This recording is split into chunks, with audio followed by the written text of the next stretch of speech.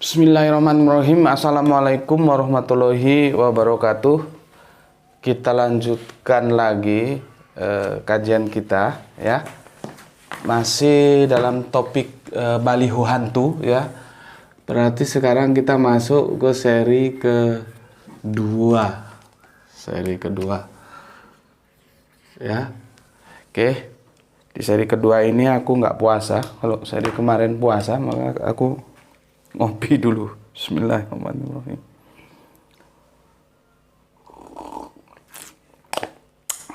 Alhamdulillah. Jadi begini, kita kemarin sudah mengkaji ya sampai tentang kadrun. Ini salah, ini bukan ini seharusnya, karena kadrun itu kadal gurun ya. Jadi dia sebetulnya ini. Inilah kadang-kadang masih salah tulis, tolong dikoreksi kalau salah. Kadrun ya, kita sampai kadrun, aku review ulang. Sebetulnya dia itu kadrun itu mau mengejek Islam atau mengejek Arab, karena ini ejekan ini. Ya, tidak semuanya itu sebutan-sebutan itu sesuatu yang baik, tidak. Ada juga sebutan yang dibikin untuk mengejek. Nah, kalian tahulah sejarahnya siapa yang bikin kadrun itu ya. Di media sosial sudah banyak itu, aku nggak perlu ceritakan lagi. Maksudnya dia akan mengejek Arab atau mengejek Islam atau mengejek Islam dengan menggunakan Arab sebagai sasaran antara dulu. Jadi seperti main bola sodok, biliar. Ketika aku ingin membidik merah, yang aku hajar hijau dulu. Nanti ada multi efek benturannya gitu ya. Tapi pada hakikatnya, ayo kita sebagai orang yang sama-sama bernalar, berpikir rasional, sebagai anak bangsa, apapun namanya, meskipun yang diejek Arab ataupun yang diejek Islam, itu sama-sama tidak baik. Kalau ada yang tidak setuju, ada yang belum jelas, kita ngobrol aja. Ngobrol nggak usah terlalu serius lah. Ngobrol santai, duduk, ngopi, apa kok ini yang tidak jelas silakan ditanya, nanti kan dijelaskan sama yang mengerti gitu.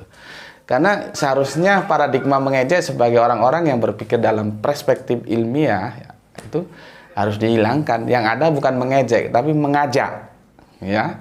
Beda-beda tipis antara mengejek dan mengajak. Oke. Jadi kan aneh kalau dia mengejek dengan menggunakan kadrun ya, di mana bahasa kesehariannya itu dia menggunakan bahasa yang itu resapan dari Arab ya, seperti yang aku jelaskan kemarin. Jadinya seperti bukan seperti, sudah dipastikan ada confuse berpikir gitu ya. Dalam otaknya itu ada yang nggak nyambung itu sarafnya gitu. Satu sisi bahasanya dia pakai, satu sisi bahasanya itu, negeri asal bahasa itu dia hinakan. Jadi kan nggak nyambung. Ya, banyak bahasa-bahasa seperti yang aku bilangkan kemarin. Ada lagi satu kata itu mufakat. Apa mau diganti apa mufakat itu? Mufakat itu ya resapan dari bahasa Arab ya. Jadi nggak baik gitu. Oke, itu sekilas mereview yang kemarin. Mungkin ada yang bertanya bagaimana tentang kafir, tapi barang-barangnya, produk pemikiran kafir, penemuan kafir masih dipakai juga gitu. Mungkin kalau ada yang bertanya begitu, kan biasanya orang begitu ya, ketika dia tidak mampu menjawab suatu permasalahan, dia akan menghadirkan permasalahan baru supaya remis. Kalau orang Jawa bilang tiji tibe, mati siji mati kabeh. Kalau sudah aku bilang bahwa kadrun itu tidak baik kalau digunakan sebagai ejekan itu, dan dia tidak bisa membantah, dia akan menyuguhkan problematika lain. Artinya out of topic. Ini nggak diselesaikan dulu. Dia hadirkan problematika pembanding seperti bagaimana kalau kafir, banyak orang nyebut kafir-kafir tapi produknya, pemikirannya masih dipakai gitu. Tentunya kafir dan kafirun beda, ya. Kalian supaya ngerti, ada topikku tentang kafir itu nanti tolong dilihat lah supaya kalian ngerti. Itu tentang, ada yang tentang iman, ada yang apalagi lupa aku judul, dua judul tentang kafir. Insya Allah nanti akan menjadi 3. Yang terakhir itu aku kafir fundamentalis, ya. Jadi nanti yang ketiga itu judulnya aku kafir fundamentalis, ya. Oh, yang kedua judulnya non muslim membingungkan. Nah, di situ ada penjelasan tentang kafir. Kafir itu bukan ejekan gitu loh. Nanti kalau mau lebih jelas lagi kita gali dari bahasa bahwa sesungguhnya yang non muslim itu justru ejekan, karena non itu tidak, muslim itu selamat. Jadi ada tidak selamat kalau disebut non muslim, gitu loh. Kalau kafir itu kan menutup.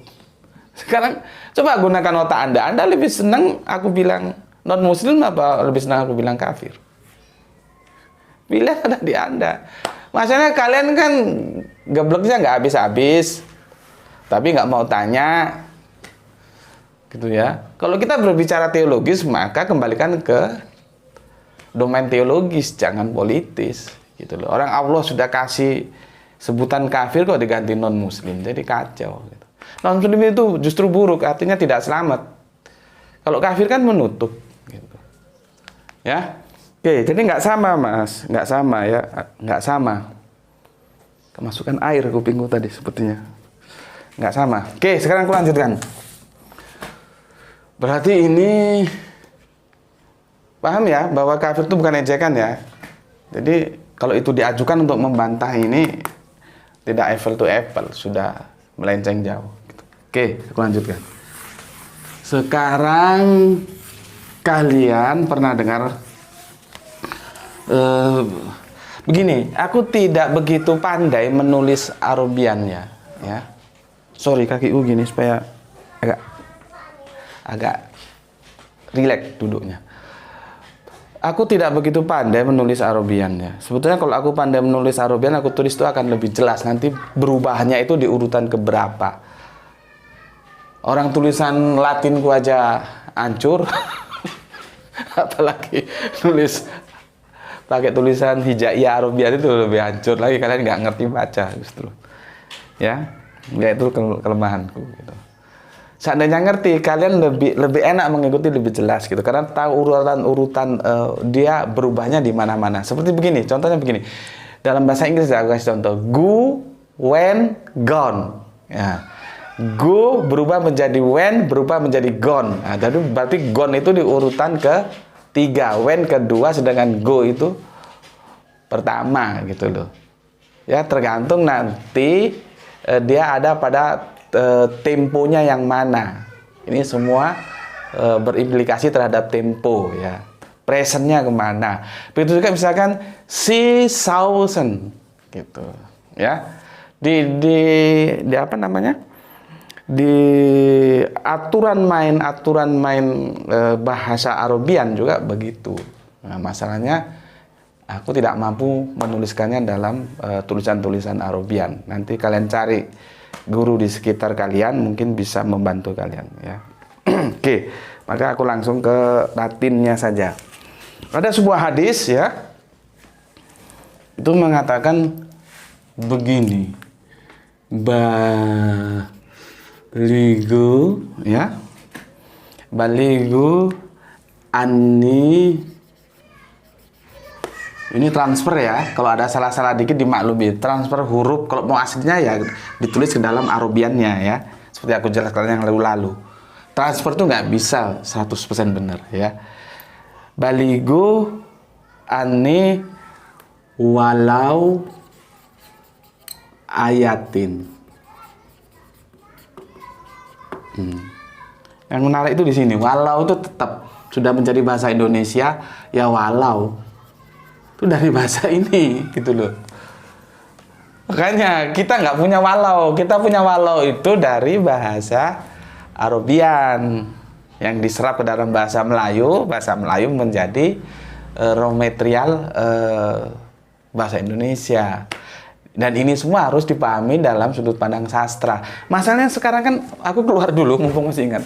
Masalahnya sekarang kan aku nggak tahu, pendidikan kita semakin lama nggak semakin bermutu tapi semakin tidak berkualitas, ya. Aku punya anak ini sekarang, anakku itu SMP kelas 2 mau kelas 3, ya. Oh, sudah kelas 3. Sudah mau SMA. Aku suruh sebutkan katakanlah 20 judul lagu, nggak usah menyanyikan, judul lagu wajib. Itu dia nggak bisa, nggak mampu. Nggak seperti zamanku dulu. Ada Padamu Negeri, sorak-sorak bergembira, ada lagi 17 Agustus tahun 45, ada lagi Indonesia Tanah Air Beta. Oh, hafal dulu kami waktu masih kecil. Ada lagi lagu-lagu yang patriotis lah, yang banyak. Tapi kalau anak-anak sekarang ditanya nggak tahu. Nggak usah menyanyikan, judulnya saja. Nggak usah 20, 10, 5 saja. Kacau. Aku kadang nggak ngerti. Ini gimana pendidikan kok tambah lama tambah melahirkan generasi-generasi yang nggak jelas gitu loh. Apalagi sekarang ada COVID seperti ini, sampai kapan mau begini? Kok nggak ada penemuan yang brilian gitu loh? Artinya brilian itu di tengah COVID pun pendidikan itu tetap bisa berjalan, itu gimana solusinya? Nggak begini-begini saja. Ini kan pemutusan mata rantai kecerdasan anak bangsa kalau begini. Aku kadang-kadang, aduh, nggak habis pikir. Makanya anakku itu kalau aku ajak tentang cerita sastra, dia nggak ngerti. Ya mungkin di sekolahnya, bukan mungkin, pasti sekolahnya nggak diajarin. Kok di zamanku dulu sastra itu nanti ada apa namanya, puisi lama, puisi baru, ya. Ada prosa lama, prosa baru. Ada kesusastraan juga, kesusastraan lama, kesusastraan baru. Ada pantun, syair, gurindam, karmina, talibun. Kita hafal semua dulu. Ada cerita-cerita tentang apa itu yang pernah disinetronkan, sengsara membawa nikmat, macam-macam. Di sana sastra itu berkembang sehingga dia memahami bahasa. Tapi sekarang anak-anak nggak ngerti, gitu loh. Dan anakku sendiri, kalau aku tanya bahwa bahasa Indonesia itu raw materialnya bahasa Melayu juga nggak ngerti dia, karena gurunya juga belum tentu ngerti kok. Kalau gurunya blow on, bagaimana anak didiknya bisa cerdas?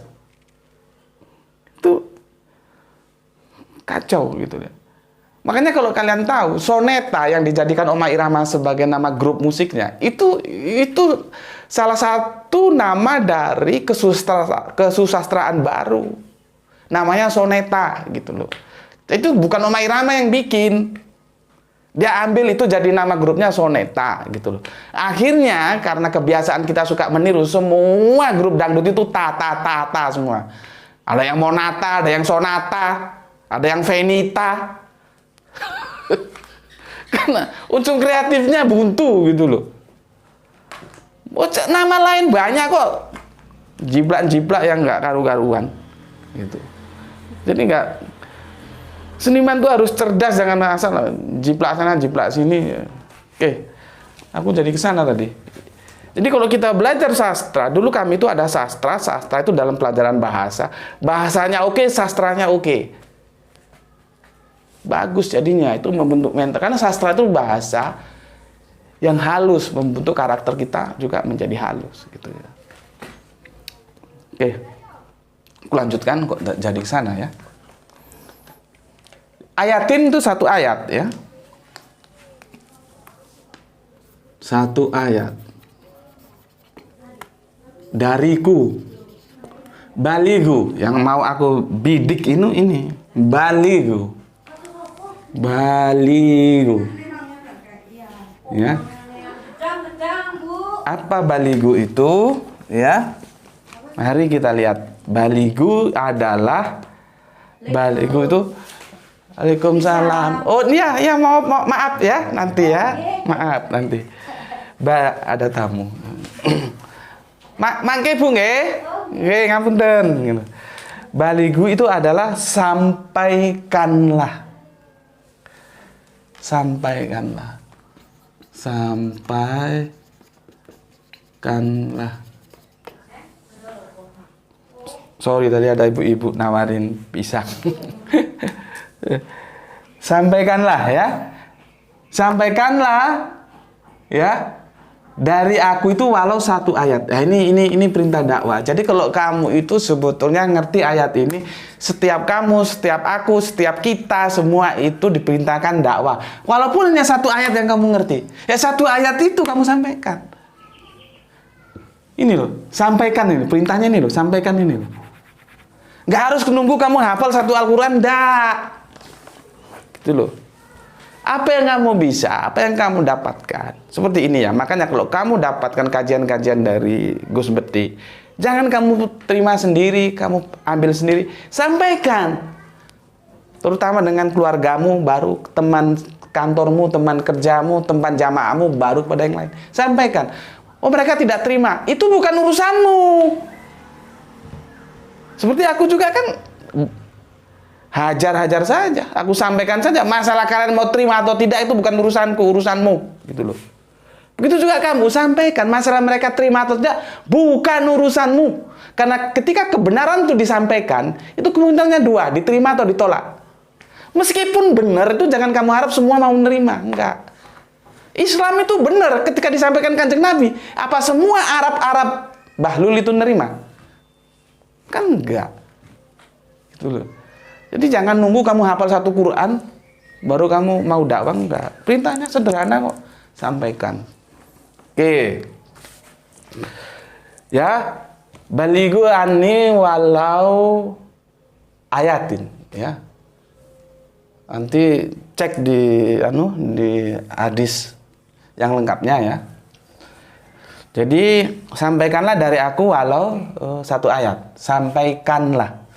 Sekarang kalian pernah dengar ini? Tablik. Ya. Kalian pernah dengar ini? Mubalik. Ya. Ini tablik, mubalik dan balighu ini berasal dari satu kata yang sama. Ya. Ini berubah karena tuntutan kalimatnya. Ya. Tablik itu apa? Ya. Tablik itu adalah penyampaian. Nih, ya. Mubalik itu orang yang menyampaikan. Berarti kalau ada tablik mesti ada mubaliknya. Ya. Orang yang menyampaikan, ya. Sekarang balighu itu perintahnya apa? Sampaikanlah. Seperti tadi. Sampaikan. Nah, lihat jamnya ya, 20 menit ya. 17, ini kasih tahu. Sampaikanlah. Ya. Lihat. Di sini, perhatikan. Aku kasih warna apa ini? Biru, ya. Di sini ya. Sini perhatikan. Perhatikan di sini. Tablik itu artinya penyampaian. Mubalik itu artinya orang yang menyampaikan. Balighu sampaikanlah. Makanya hadisnya sampaikanlah walau satu ayat. Balighu anni walau ayatin. Ya. Sekarang, nah ini intinya. Sekarang kamu tahu, ya. Setelah ngaji di aku kamu tahu supaya otakmu itu cerdas dan terbuka, ya. Supaya tidak terlalu kuper gitu loh. Bahwa balighu, nih ya. Balighu ini ya, ini kata balighu itu berasal dari balighu ini loh, mengalami resapan. Tahu kamu? Jadi kata balighu yang kita tahu baliho pingin mencari itu berasal dari balighu. Ini asalnya. Ini dari Arab masuk ke Melayu, masuk ke Indonesia, dan seperti kita kenal sekarang, maka kita sebutnya baliho. Apa? Sampaikanlah. Jadi di sini ada yang disampaikan. Gitu loh. Biasanya berupa apa dia? Bisa, lihat ini berupa gambar. Bisa tulisan. Terserah mau apa. Yang disampaikan apa saja. Ya apa saja bisa disampaikan. Ya. Sudah berapa? 20. Waduh. Belum sampai ke intinya sudah 20. Bisa saja apa yang mau disampaikan. Kalau dia pesan-pesan politis berarti ya apa ya? Program-program politik yang mau dia tawarkan kepada publish. Kalau itu baliho-baliho bisnis berarti produk barang dagangannya apa yang dia mau tawarkan. Kan begitu. Kalau dia tentang sosial kemasyarakatan, maka sebuah ajakan ya yang disampaikan itu ajakan bagaimana misalkan tentang hidup bersih, jangan menumpuk sampah, kalau musim kebakaran hati-hati, jangan membakar hutan, ya, hemat air misalkan, hemat apalah semua, BBM semua bisa disampaikan, tergantung yang mau disampaikan apa. Paham di sini. Jadi sekarang kalian sudah tahu yang diributkan sekarang ini baliho ini ya. Baliho ini baliho ini itu berasal dari baliho ini. Jadi dari baliho turun menjadi baliho. Nih. Ya. Tuh. Sekarang intinya di seri yang kedua yang judulnya baliho hantu itu ya. Kalian sudah tahu bahwa baliho ini ada dari berasal bahasa Arabian yaitu baligu yang artinya sampaikanlah. Apa yang disampaikan terserah mau disampaikan apa ya, terserah mau disampaikan. Oke, itu dulu, kita lanjutkan nanti di seri ketiga. Assalamualaikum warahmatullahi wabarakatuh.